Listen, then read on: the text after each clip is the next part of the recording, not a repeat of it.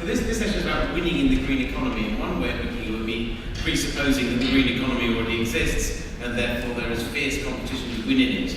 And I think it's probably clear to many of us that while we would very much hope that the green economy exists, and obviously the events in Rio next month and beyond are geared towards designing that green economy, as yet we're not there. And so my premise for this afternoon's discussion is that if those companies that are going to win in the green economy are going to be those companies that are actually active in designing the green economy. And that presents a huge opportunity. Rather than being a market taker or price taker and saying, this is what the world looks like, we are going to do what we can to win in it. Companies like those we have on the panel today, and many others who profile themselves as leaders on sustainability on the green economy, have a unique opportunity now to shape what that future looks like. So I'm going to let them discuss this in more detail. But what would be the characteristics of a company that wins in a green economy? Well, I think one very general but very important statement is that they are putting sustainability in the broadest sense at the heart of their business strategy. It's not a CSR strategy or an environmental strategy, it's at the heart of their business strategy. It's where they see business value coming from. And a company who does that, there are several implications that flow from that. One might be around reporting. You don't have your annual report, and on the side, for interested parties like myself, your sustainability report, your sustainability reporting is at the heart of your business reporting, because energy use, emissions, water use, resource availability are as important as sales, new store openings, costs, and so on and so forth.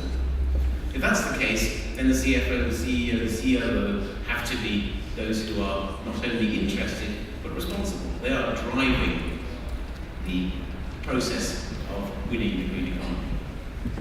Obviously, you need to take both a short and a long-term perspective, and that creates issues around consumers and around investors, who the latter, of course, are always interested in the short term, although they profess to be interested in the long term. How do you reconcile that? The winner in the green economy has convinced the investors, their stakeholders, that the long-term play is the important one, and will also produce returns in the short term. So integrating into your business strategy, reporting in that way, working with your investors and your consumers, driving innovation towards the goal of sustainability. The companies on this panel are some of the world's leaders in innovation. That innovation needs to be channeled so that it is geared directly at reducing environmental impacts and producing greater sustainability. But anyway, that's enough from me. I'm happy to set the scene a little bit, and I'm going to ask all the panelists to start, once I've introduced them, by asking the question, what are, in their minds, the characteristics of a company that will win in the green economy? And I give them 3 or 4 minutes each to present what they're doing, what their company's doing, and what they think those characteristics will be, and then we'll have a moderated discussion, but I will also invite you from the floor to intervene whenever you like. Stick your hand up, shout if I don't notice you, and let's have as interactive a discussion as we possibly can. So, 4 speakers, I'll introduce them all very quickly. From my left, Giles Dickson, who is Vice President of Environmental Policies and Global Advocacy at Alstom.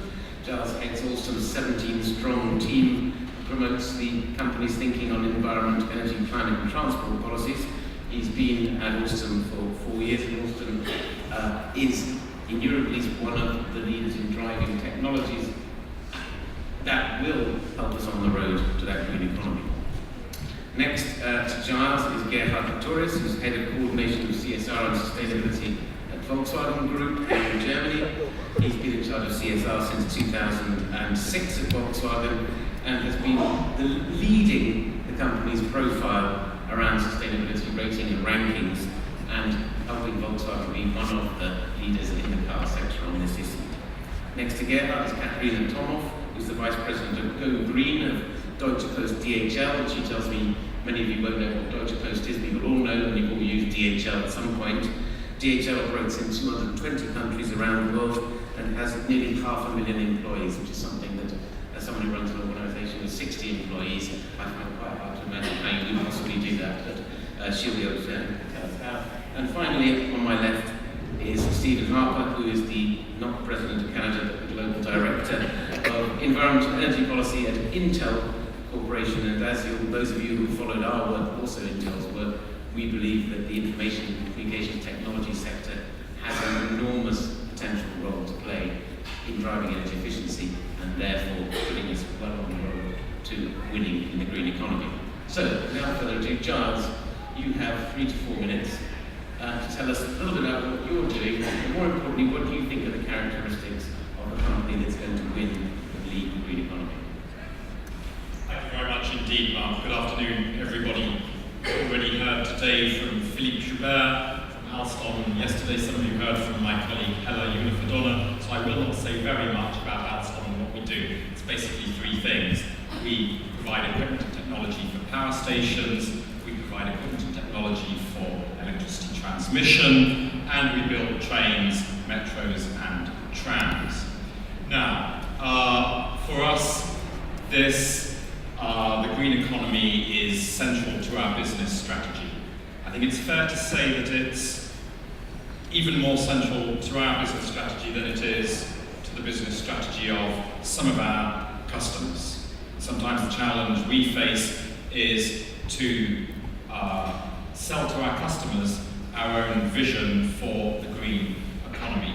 But there are 3 things that we do which help us to succeed there. First of all, when we're selling equipment and technology to the power sector or to transmission system operators, we do 3 things. We try and sell people equipment that will enable them to generate or to transmit clean, reliable, and affordable electricity. Clean doesn't just mean low on CO2, it also means using less water, it also means emitting less SOx, NOx, mercury, and so on.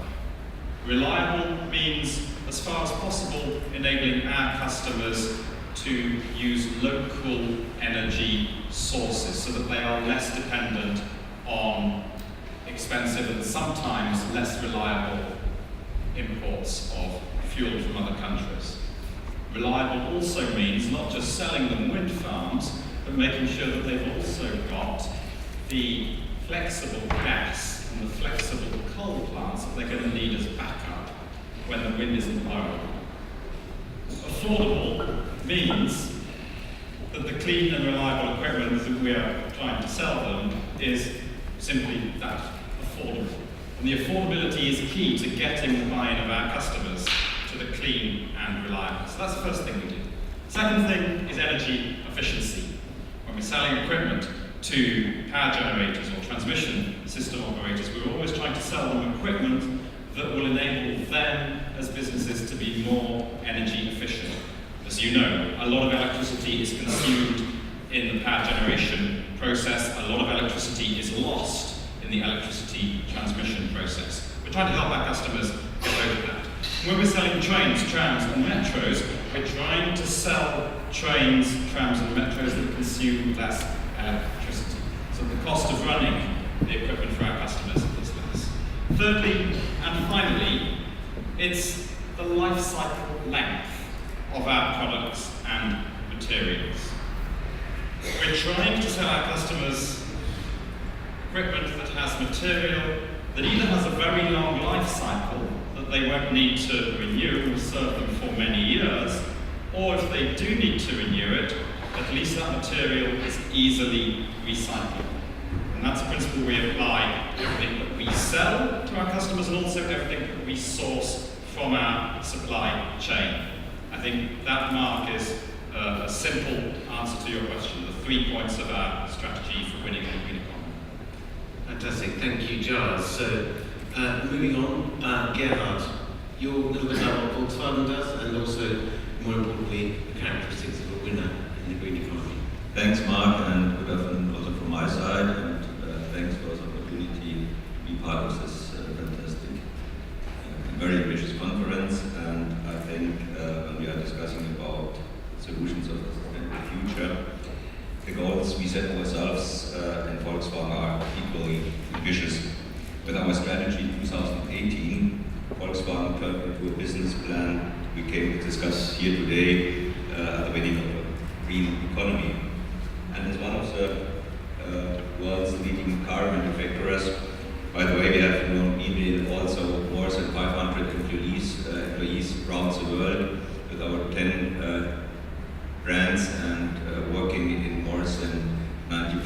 production locations all around the world. Volkswagen faces particularly our challenge. On the one hand, we all know mobility is an inherent and fundamental human need and the key driver for growth, for economic development. Individual mobility enables access and participation and therefore improves the living standards in the different parts of the world.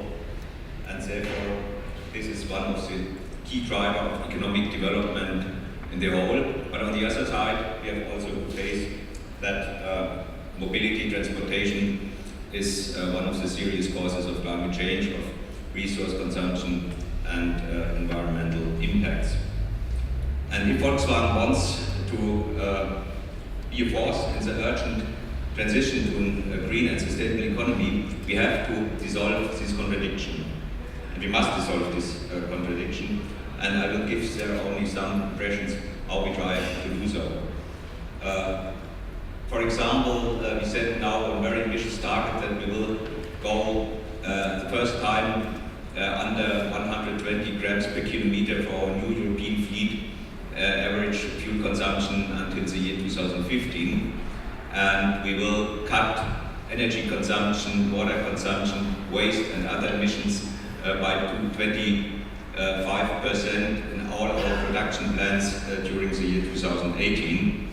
And therefore we need also a very strong cut of the greenhouse gas emissions in our energy supplies. And I'm not sure that we are in cooperation with Alstom, but I think in the whole company we are so. And we will, for example, also invest more than 600 million euros only for renewable energies like hydro, like solar and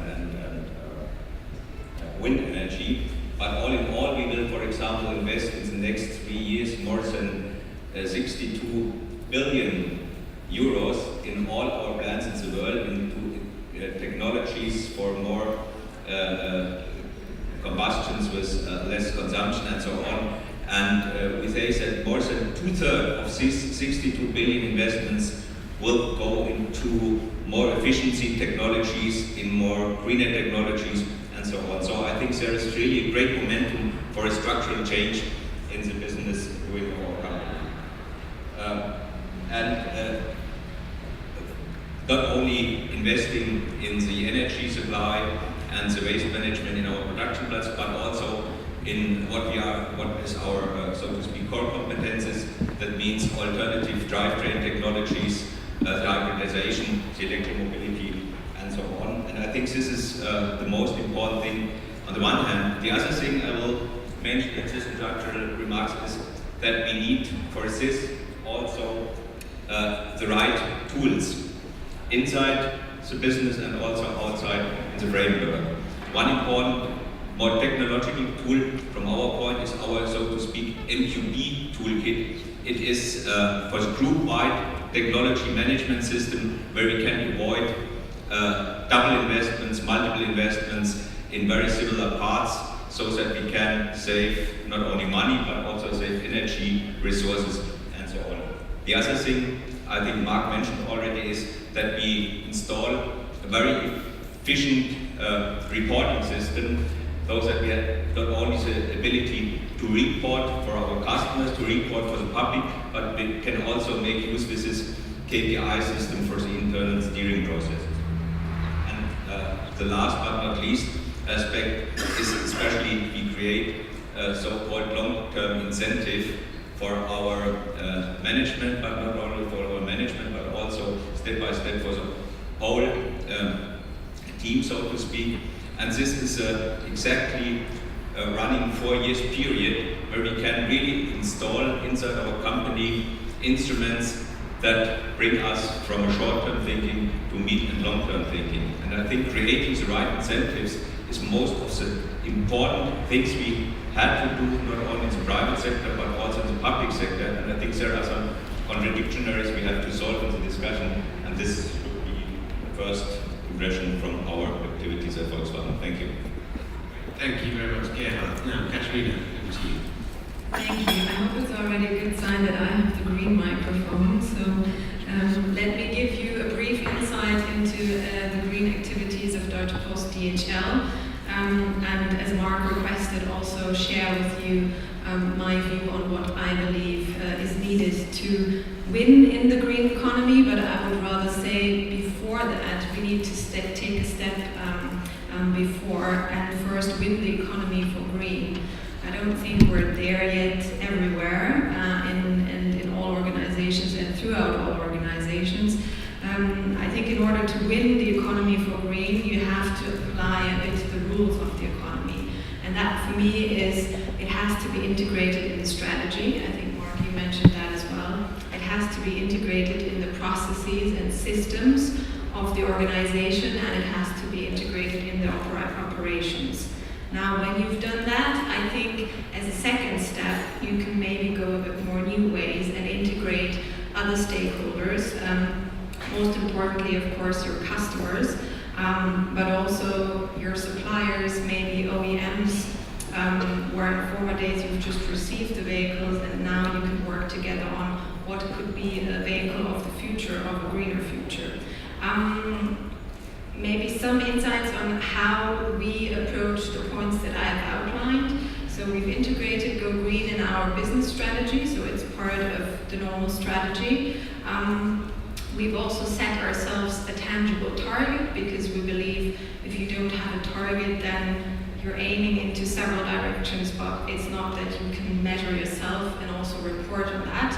So we've set a long-term target, as I think is reasonable for a big challenge like climate change, to improve our CO2 efficiency by 30% by 2020.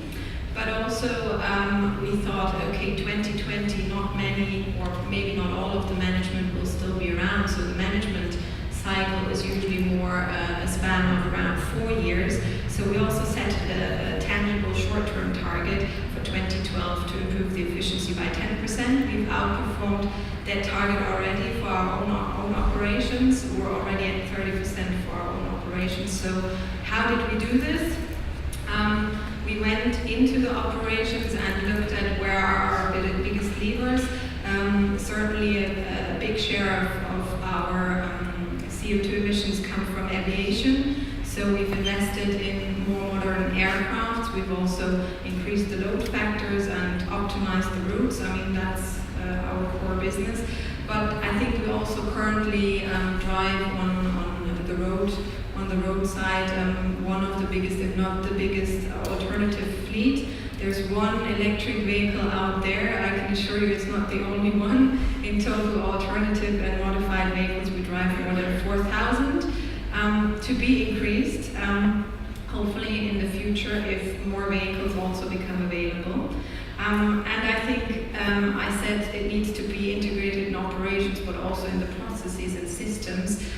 When we talk about measuring our success or our progress, or maybe sometimes not a progress, I think it's also important that we integrated this now into our financial system. So the data we measure our efficiency from is coming from the operational systems for the reference base, but for the CO2 it's measured in our financial system, and I think that's the right sign, because that's how the rest of our business is also measured in when we talk about EBIT revenues and other KPIs that are relevant. Now I think having done that, it was important also to include our customers and work with them together. We were the first logistics provider to offer green services to our customers, which might sound strange. You think, how can a logistics company serve something or offer a green product? But we indeed offer several. So we offer them transparency on the supply chain, also scenario analysis. What if you shifted some of your operations to maybe a more efficient mode? Or we've also redesigned supply chains for customers like, for example, HP, and saved together through that up to 40% of CO2. So this is already a win-win situation. Also for the customers that maybe one of you have already sent a letter or a parcel or a document with us, we offer carbon neutral shipment service. In Germany, already every 10th customer is a GoGreen customer, so 10% or more than 10% of the shipments are GoGreen shipments. And we see with pleasure and also, of course, some mixed feelings that the competitors have all come up with similar products now. So I think this shows that it's a very good interaction with the customers to win together in a green economy, and that for me would be an essential part, that those parties that we rely on, like our customers, our investors, but also OEMs who deliver us with new vehicles, work together on this and also incentivize the behavior, and if you want to move towards a greener business model. Thank you, Katharina. And last but no means least, Stephen, tell me, give me your views. Sure. Mark, thank you. I'm going to talk less about the green economy and more about sustainable economy or sustainable development. So if you go to a business school or go into the CSR literature, sustainable development is typically defined as the three pillars, or the three legs of the stool: economic, social, and environmental. But I think, let's be honest, hopefully not being too provocative here, let's be honest, not all three of those stool legs are of the same size or heft. Intel, in most of the indexes out there of social responsibility and greenness, Intel is usually ranked in the top 5. In the United States, I don't know about Europe, in the United States we have a phenomenon of socially responsible investment funds. We are typically the largest holding in most of those funds. If we're not the largest, we're in the top 2 or 3. Now, those funds love us because we're very green. We're the #1 purchaser of renewable energy in the world, for example. They love us because we're socially responsible. We do a number of things in that dimension. But I can tell you from having talked with them and briefing them every year on what we're up to, that if we weren't also very, very profitable, they would be disinvesting very quickly and putting their money into other companies. So what I would argue is winning in the green economy, first and foremost, it's only a sustainable proposition if it's a profitable proposition. And I think what we're talking about here is about doing well and doing good. Doing good is the socially responsible green part of it. Doing well is being profitable along the way.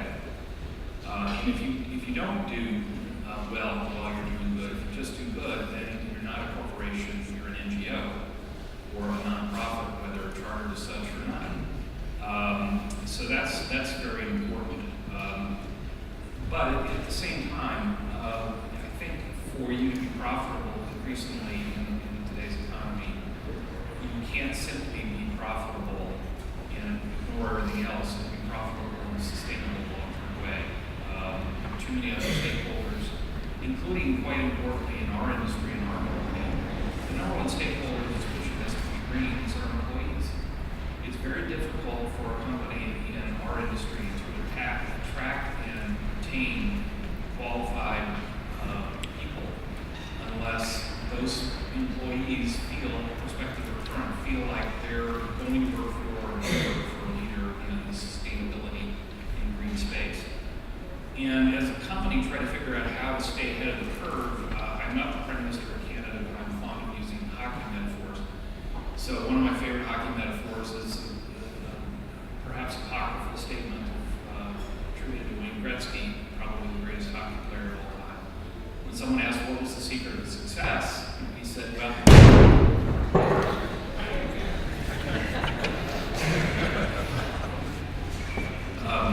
when asked what the secret of his success was, besides not having a heart attack while speaking,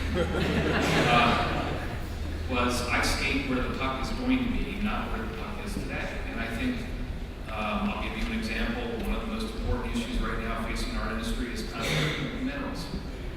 We didn't see conflict with minerals 2 years ago. Today, I've got a person who works full-time, and we've got a number of people in our operations who work full-time, trying to drive our supply chain conflict-free and trying to be a leader in that space. Moving on, I think it's important if you're going to be a winner in a sustainable economy I think you have to align your activities both externally and internally. You have to align the economic with the environmental and social. And different companies do that in different ways, and it's easier in some industries than others. I used to work in the oil industry. It's really difficult to be in an oil company, just by virtue of the industry that you're in. It is a lot easier to be a green high-tech company, but each sector has its own challenges. I think one of the key issues in aligning externally is to be able to show that your products not only are greener, but they save money, they save the customer money. Because, at least in most surveys I've seen both in Europe and the United States, customers talk a better green game than they actually deliver with their purchasing dollars. And so what we're talking about here for the most part is productivity. It's improving the customers' economic productivity, saving them money. It's also improving their environmental productivity, their resource productivity. And if you can provide goods and services that do both of those, then I think you are well situated. Externally, why are we here? We make products that are probably the most complex on the face of the planet. 3 billion plus transistors put on a piece of silicon the size of your fingernail. Those bits of silicon go into products out in the economy. Most of them is the company that makes most of the chips and computers around the world. But increasingly, we have silicon embedded in the smart grid, in home and building energy management systems. We just announced we've had a long-term partnership with BMW to provide the technology for their in-vehicle management systems. With Nissan now, we do a number of other things in what we call the embedded space. Internally, you've got to do whatever you do greener and more sustainably. And so for us, that's been focused on one, making the product more energy efficient. And over the last 30 years, on a measure of energy input to work output, our products are about 3 million % more efficient than they were in 1970 when the company started. We also have greened our facilities. We are the largest purchaser, at least in the United States, I think worldwide, of renewable energy. We are installing solar installations at all of our major facilities. We've driven huge energy efficiency improvements. You've got to make a better product, but you've got to make it in a better way as well. Finally, on the internal and external side of things, we've made a huge bet as a company in the sustainable economy in the form of Intel Capital. Intel Capital is our internal venture capital arm. On a standalone basis, it varies from year to year. It's either the largest or certainly one of the top 3 venture capital pools in the world. We have a very substantial hundreds of millions of dollars bet on technologies in renewables, energy efficiency, and now connected, efficient vehicle, intelligent vehicle space. And we hope to make money on those investments, but primarily we're invested in companies that are developing technologies that drive the demand for our products we're going to be making in 5 years. So we're betting our future to a significant extent on a sustainable economy. And again, I'll just finish with, my underlying belief here is the story of sustainable development, the story of green is about productivity. It's about resource productivity, energy productivity, and a profitable company is also one that's economically productive. It's aligning those 3 elements of productivity that are going to determine whether you're in an economy. Thank you very much. So, that's the first round of views on this. Now I'm going to challenge the first 3 speakers. You talked about being winners in the green economy or developing green products. We've heard that Alstom is developing efficient turbines, efficient vehicles. Volkswagen as well is looking to make its vehicles more efficient, and you've got 10% of your customers in Germany going green. Doesn't winning in the green economy mean not having a niche going green, not having a nice bit of your fleet that are efficient vehicles, and not having a few wind turbines? I'm caricaturing here, but actually saying we don't need to advertise to one sector of the economy or our stakeholders. The Go Green is our only proposition. The efficient vehicle is our only proposition, and the renewable energy turbines or whatever are the only proposition. That you're getting away from the coal, getting away from the diesel, and getting away from the 90% that aren't Go Green. Maybe I can start with an answer. I can completely agree with you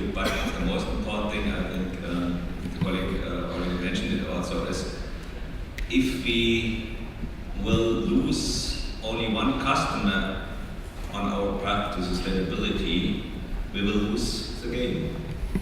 Because it's so necessary that we have some customers buyer when we will bring our new technology solutions inside. And therefore, I think there is not a contradiction between, on the one hand, an incremental way of progress in these terms. So, for example, to make the combustion engine more efficient on the one hand, and on the other side, try to implement radical innovations like the e-mobility. And therefore, I think the most effective strategy of a company like ours is to find the right balance in this way. On the one hand, to have some customers on the way to make progress in this field, and on the other side, to make incentives in a way that you have also the ability to create radical innovations. But if you only set the balance on one of these sides, then I think you will not only lose your competitive advantages, but you will also lose the ability to earn the money which is necessary to invest in all these technologies. And this is really very important. It's not so easy in a very competitive-driven world to invest enough money to have the resources for innovations in this field. And I know very well where I speak about it, because you may know the OEM companies are really very, very competitive in this field. I take all those points, but Giles, isn't that just a question of hedging your bets? You're saying if we go down the dirty economy, we'll still be there. If we have the green economy, we're there. So we're going to win either way. You're not. Is it not? If you're going to lead to drive a green economy, don't you need to say, actually, we're going to take a stand on this. We're going to go for the green approach only. We try not to make a distinction between the clean and the dirty, between the green and the brown. I agree with what you said, Gerhard. You don't want to lose customers. Having said that, I differ with you slightly, Gerhard, in that we see the green and the affordable as one and the same thing. And the challenge for us is to convince our customers that they are one and the same thing. So, look, we will sell you a train as material that will last for longer than the material in the train that our competitor will sell you. So, over a 30-year period, the running costs of this train will be less, leaving aside what the actual purchase price and initial capex investment in that train might be. That is a good reason, therefore, for you to go green. We don't necessarily pitch it in that way, but we're trying to appeal to the customers on economic grounds, because that's how our customers think. They are economic operators. And the challenge for us is to make sure that the green is integral to that. And energy efficiency is a central part of that. The long life cycle of the materials and the products is another element of that. And the ease of recyclability is another key element. So, Katharina, taking up that point, both Gerhard and Giles have talked about the importance of not losing customers, obviously your businesses. So how do you convince your customers that the green part of it is actually the best and the most affordable part of it, so that you don't go have 10% green, you've got 90% green, and the other 10% you say, well, we'll lose them, we don't care about that so much? Well, I think, first of all, part of it is also terminology, because if you ship with DHL, I already said we have a target to increase our efficiency. We've already done it for our own operations. So if you transport with us already, if you compare it to 2007, and we transport it with our own assets, you already get the 30% reduction, and you get that, let's say, for free. That's the standard product. So I also wouldn't say there's the brown and the green products. Unfortunately, today we're not yet able to transport at zero emissions in terms of not emitting anything. So it's unfortunately not possible for us to transport your parcel from here in Berlin to Hong Kong, not emitting anything. I mean, if anyone in the room knows how to do that, I'd be very happy to talk in the break, because that would be a real breakthrough for us. So I think what we do is, the approach that we've chosen is to say, well, we try our best, and we also publish what we've done in terms of numbers and activities to reduce the footprint for your parcel, if we stick to that example. While we cannot yet transport it at zero emissions, we offer to you that we calculate the remaining bit and we find reliable offsetting projects, and we offset the remaining bit so that it's technically zero emissions while we have emitted a part still. How do you pay for that? If you're a private customer in Germany, we pay for it. So, Stephen, just taking up this theme, I mean, you are famed as one of the greenest companies. Do you use that proposition to sell to your customers? What are your customers after? How do you said that you need to make sure that the green is affordable, but many people still believe that green is singularly unaffordable, starting with most of the national governments in the world.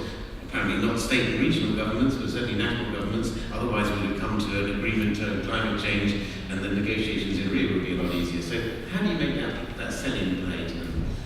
Well, we make a series of products, but take any individual product, we make a product for the local market. So we don't have, here's a chip that's greener than this other chip, and we'll sell this at this price point and this at the other.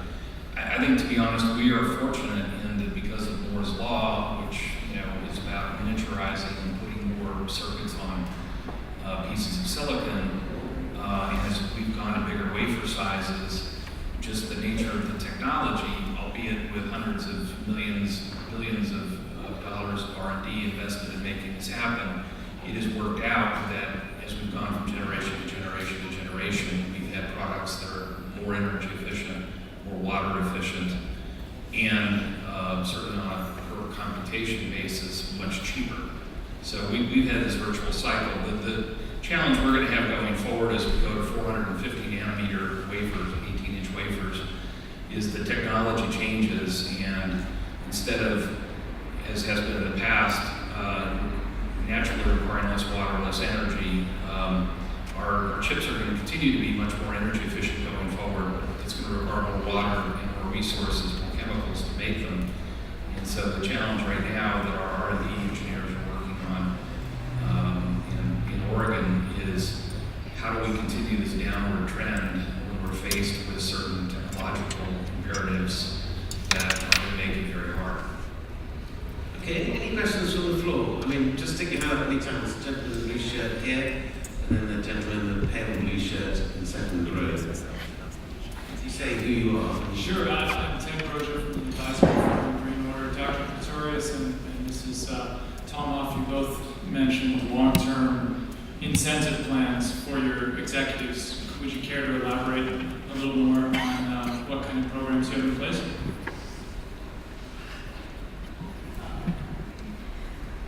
Well, first of all, I said it's important that it's measured because otherwise you can't incentivize them. So part of the program is that we have a carbon accounting system in place, and it's hosted by the CFO department. So it's already included in the KPIs, such as other relevant KPIs that they have.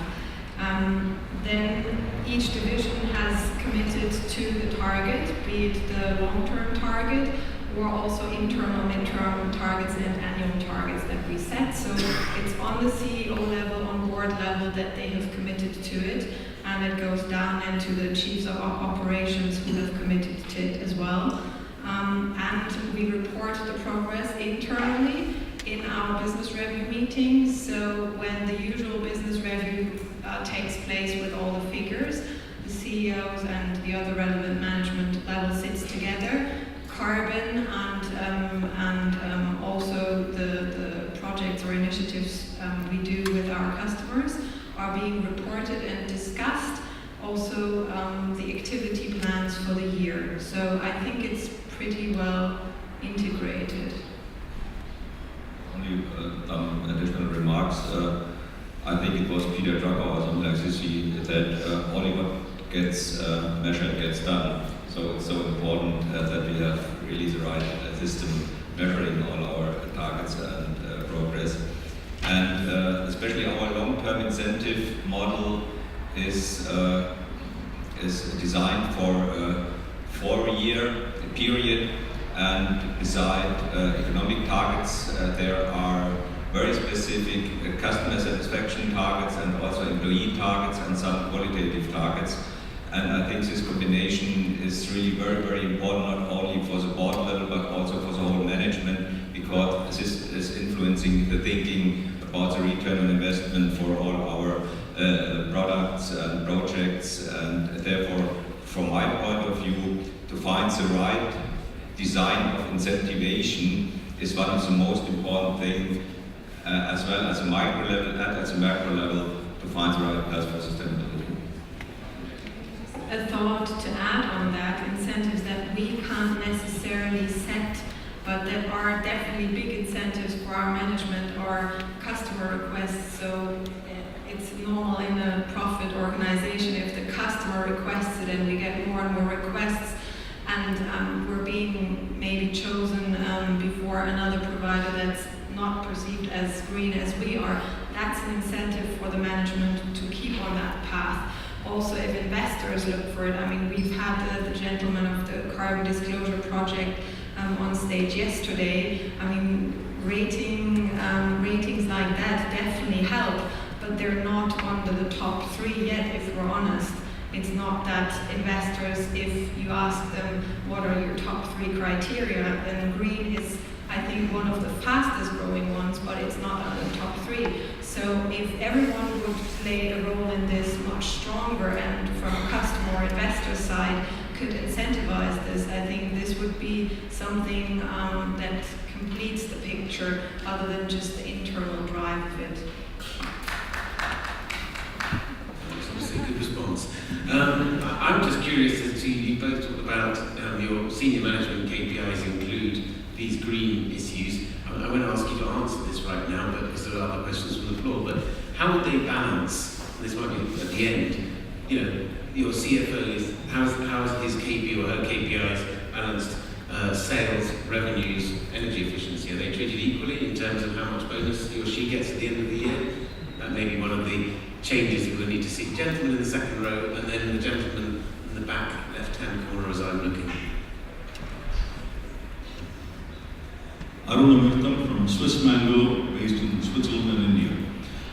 First of all, I'd like to congratulate you from what you explained, embedding green in the strategy, being the largest purchaser of renewable energy. I think we have some of the pioneers in the green economy sitting in front of us here, so congratulations. Number 2, I also think you've been extremely honest in saying that it's about going green and being affordable, doing well and doing good. I think, Stephen, you mentioned that there are the 3 feet, but one is larger. So, in a way, it seems like the social and the environmental is subordinate to the economic.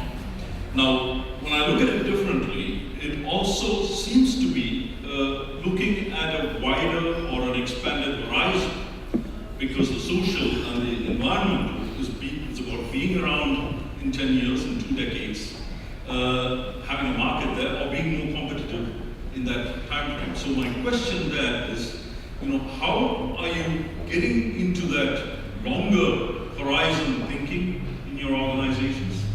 And you being the pioneers, what are your lessons, what are your messages to people who might be fast followers or laggards on that? Thank you.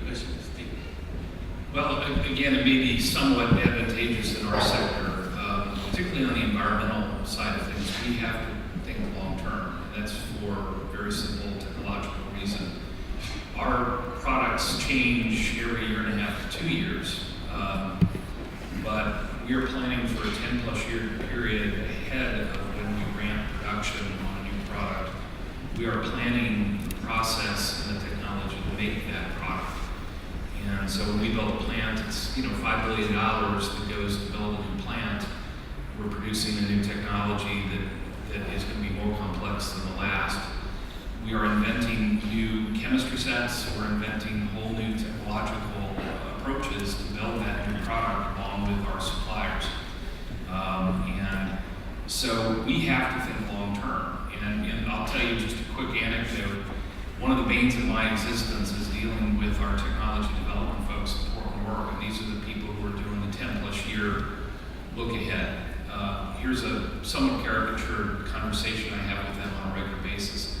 They come to me, they say, Steve, can you tell us what chemicals all the governments in the world, any of the governments in the world, are going to ban or restrict over the next 10 years so that we can plan our technology to stay away from that part of the periodic chart?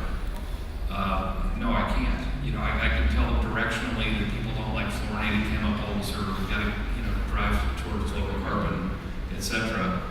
But they want that specificity. I, on the other hand, trying to anticipate, will tell them, well, can you tell me what chemicals and processes we're going to be using in 10 years, so I know how to influence government policy to make sure we don't have a train wreck?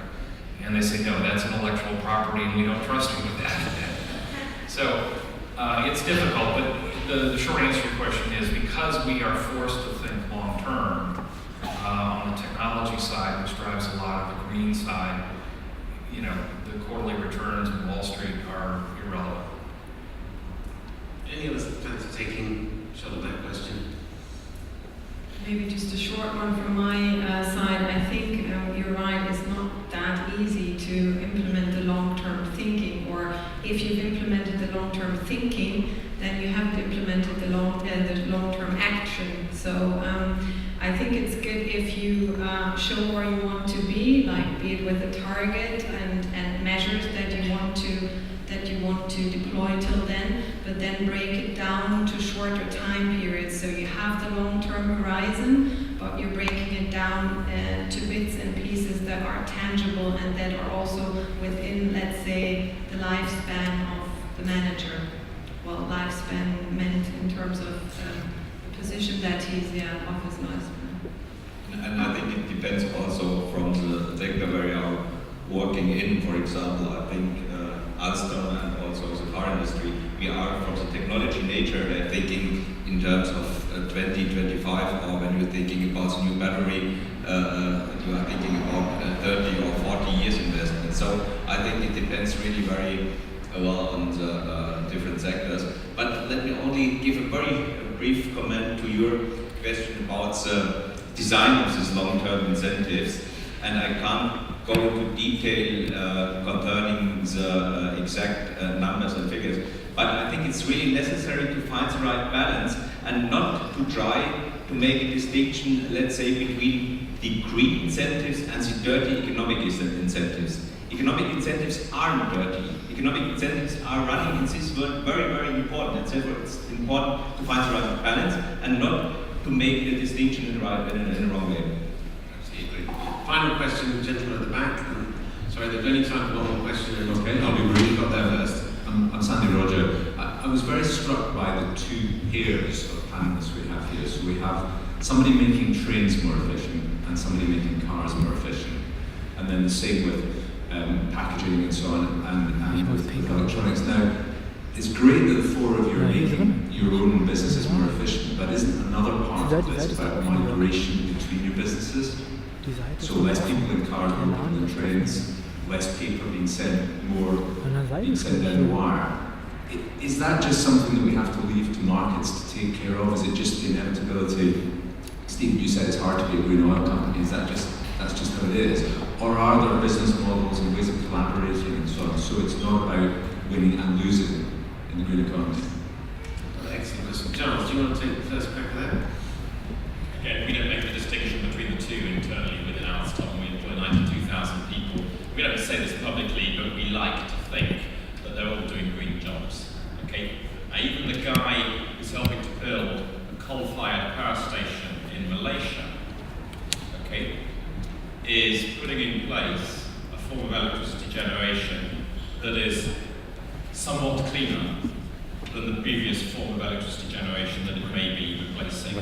So there might have been a power station, coal-fired, that was only 38% efficient, so lots of emissions, and now we're replacing it with one that's 46% efficient. So that's improving the environmental performance of our customers. Well, I think this is a very important question, and we are thinking about also, you can make use of the term business migration because we are thinking about sustainable mobility in a holistic way, in a systematic way, and this is necessary. And I think it's necessary to have both parts. On the one hand, it must be competitive driven, but you have also to find out different parts where you find new solutions, where you can cooperate. And I have experience now for more than 25 years in this field, and I know we have a lot of disappointments at the beginning of the 19th with initiatives like car sharing or something like this. And we have now a completely different picture of the world in this field because we have made technical progress, we have much more convenience in these systems, and we have more awareness of the potential customers. And therefore, I'm really now convinced that we will find new solutions in this field, and we will find the right cooperation. And all in all, for example, public transportation systems and individual mobility systems are not competitors because we know all advantages. I think in some sense I'm an advantage here because we sell in all three of the other sectors. I think the market's going to determine where activity flows, but government policy can also nudge things in certain directions. But I think, for example, in the transportation market, policy can shift more people on public transportation out of private cars, but public policy and the market can drive cars to become more efficient on their own, and that's going to help shift the balance. In the sector that DHL is in, we would love to see everything transported via bits and bytes, since that's where we make our money. But I think the reality is just like telecommuting and teleconferencing is going to become much more common. I hope we don't stop having a few meetings like this where you get face-to-face interaction. I think also on the electronic versus physical delivery of goods and services, that there's always going to be a role for the physical delivery, and the challenge really is to make that physical delivery as green and efficient as possible. Okay, that was the end of the questions. I'm going to summarise very quickly, and then I'm going to ask one more question, which I think they're really looking forward to, of my panellists. So I think, as provocative as I was trying to be, I think it's clear that any strategy for a green economy that doesn't balance the economic and the sustainable, i.e. the environment and the social, is going to fail, because if the company doesn't exist, it may not have any emissions, but it's not going to be very green either. So it's got to be a strategy that aligns the sustainability piece with the economic piece. That much is clear. It may be that the sectors, and this final question and conversation, the sectors we're talking about may be very different in 10 or 20 years' time. So the traditional sectors may have merged, some will have split up, but they will all have long-term incentives at their heart, which don't distinguish between brown and green, but see green as very much part of that business, and that will be incentives throughout the organisation, throughout the company, but also incentives for customers and suppliers to be ever more efficient and looking ever more innovative in terms of cleaner solutions. There was a talk about collaboration, and this kind of new sectors or new collaborative frameworks that emerge or require companies that perhaps haven't worked together before, sectors that haven't worked together before, to work together not only in providing goods to their customers, but in strategy and innovation as well. And looking at the life cycle is another theme that has come up, and that probably feeds together with the long term, with the innovation and with the working together. If you look at the life cycle, you've got to look at your suppliers, you've got to look at your customers, and look at how collaboratively you can be more efficient, more effective and greener. Now, we are 1 month away or so from Rio Plus 20, and one of the objectives of this event, Business for Environment event, is to make some recommendations. Now, whatever the panelists' views are about the success or likely success or otherwise of Rio Plus 20 as an event, I've asked them to imagine that there is a world president who is going to put in place one policy that will enable their companies or companies in general to become winners in the green economy. And they've already told me they don't want to do one policy, but I've told them one policy.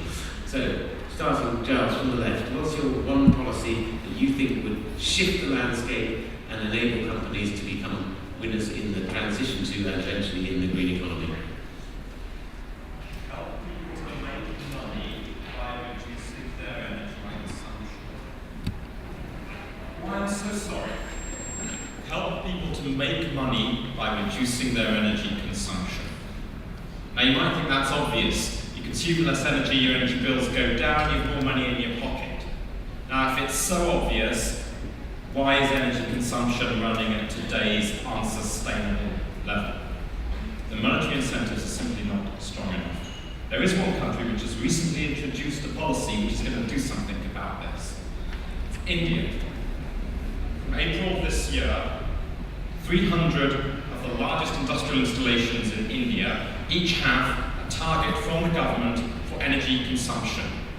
If they exceed that target, then the government will give them free certificates, which they can sell. If they don't meet that target, then they'll have to buy certificates to get them up to that level. This overnight has created a new monetary incentive for power companies and large industrial installations to start thinking seriously about their energy consumption. Customers of ours, who we might have been talking to a couple of years ago about upgrading the turbine in their power station to make it more energy efficient, save them some money, now coming back to us thinking, well, hold on, how much did you say it would cost? Because suddenly they have a monetary incentive. They get some certificates in their hand, they can sell them, they can make some money. And we applaud the initiative of the Indian government here, and we encourage other governments around the world to look at this. It's called Perform, Achieve, Trade. It's the name of the scheme. We encourage others to look at it and to emulate it. Well, I think the most important thing is setting the right incentives at an international level, setting the right framework consistent, and take into account that if we don't find a solution to avoid growing social inequality, we will win the green economy. Okay, thank you. Katharina? Mine will also be around the incentives, but since it's for once a global instance that I'm addressing this to, it would be really to find an incentive that's also globally active, because what Giles has mentioned for India is a great example for sure. We also have incentives in Europe for aviation industry with the European Trading Scheme, but it's all local or regional, and if you're a global company and the planet is also global, and the problem is global, I think it would be more necessary to find something that incentivizes green behavior, not only in regions but across the globe, which is very difficult. Okay, so what you're saying is, as long as the policy is effective, what it needs to be is global, because that makes it more effective and reduces the cost. Steve? So in the ICT sector, ICT is the smart, within smart transportation, smart buildings, smart grid, etc. work that the Climate Group has taken the lead on historically in recent years. The big problem is most people, particularly small and medium-sized enterprises, most government agencies don't understand that story, or they think it's too expensive. So the thing that I would urge all governments to focus on at the national level is to lead by example. Governments are the largest employers, largest fleet operators, largest building operators, largest logistics operators. Governmental functions, while government missions are different than private sector missions, the functions are identical. And if governments did a better job of using ICT in smart ways to make the rest of their operations more energy efficient and cost effective, and shone a spotlight on that, I think other government at lower level, the private sector, would have a better understanding of how this works and see more further spread of these approaches. Great, thank you very much. So we have focus on energy efficiency, make being energy efficient worth money. Governments lead the way by using your procurement power to drive the adoption of energy efficiency. Long-term incentives, and they must be global so that we don't have a race to the bottom of competing reduction of incentives, global incentives that drive change across the globe. So there's some good messages for Rio. Just I'd like to finish by thanking the four panelists. I'm sure you'd like to join me in a round of applause for our